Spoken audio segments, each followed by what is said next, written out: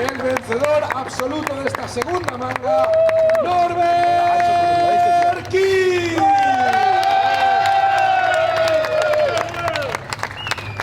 Escuchamos en honor del vencedor el himno de Hungría.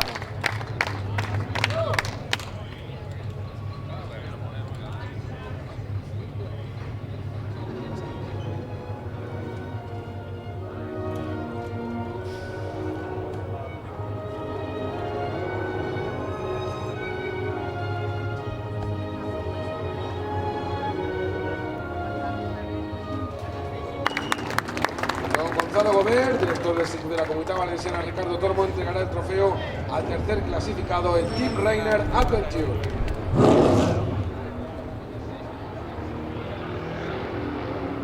Doña Cristina Marino, responsable de patrocinios de CEPSA, entregará el trofeo al equipo segundo clasificado, el Team Oxo Lion Track Racing.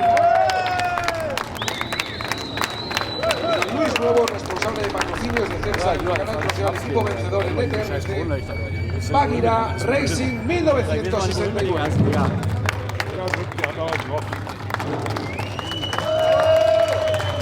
Esa foto para el recuerdo con los tres responsables de los tres primeros equipos clasificados en ETRC. Y vamos finalmente con el último podio.